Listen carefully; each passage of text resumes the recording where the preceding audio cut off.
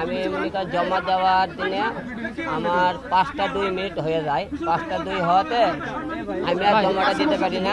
জমাটা না দেওয়ার কারণে মনে করেন সেখান থেকে নির্বাচন কমিশনের কথাবার্তা বলার পরে তারা বললো আপনি প্রধান নির্বাচনে ঢাকায় আপনি আসে আপিল করেন। আজকে ঢাকায় এসে আমি এখানে আসলাম আপিল করার জন্য। এখানে নির্বাচন কমিশন এখানে থেকে বলতেছে এখানে তাদের কোনো হাত নাই, এটা পুরোটাই আমাকে কোর্টে আগে সাবমিট করতে হবে। আমি যেহেতু জমা দিতে পারিনি তাই এটা পুনরায় কোর্ট থেকে রায় নিয়ে আসতে হবে। কোর্ট থেকে রায় নিয়ে আসার পরে এখানে তারা মনে করেন আমার মনোনয়নপত্রটা গ্রহণ করবে, তারপরে তারা নেবে কি নেবে না।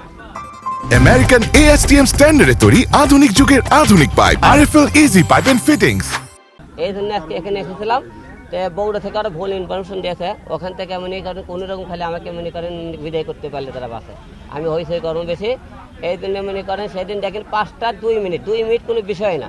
অথচ তারা মনে করেন ভিতরে কিন্তু জমা নেওয়ার পরে আমরা গেটে এখন সীমানা করতে পারিনি, আমরা কিন্তু সীমানার মধ্যেই ছিলাম, কিন্তু তারা নেয়নি। এরপর দেখেন আমি সেদিন তার হওয়ার থেকে সিঁড়ি থেকে পড়েও গিয়েছিলাম, আপনি ভিডিও ফুটেজ দেখেছিলেন। আমি খুব চেষ্টা করেছি দেওয়ার জন্য, কিন্তু ওরা আর মানবতার কাছে 2-1 মিনিটের জন্য তারা আমাকে আমার জমাটা নেয়নি। এই জন্য আজকে ঢাকায় এসেছিলাম আপনি প্রধান নির্বাচন কমিশনের এটা জমা দেওয়ার জন্য। এখানে জমা দেওয়ার কোনো সিস্টেম নাই।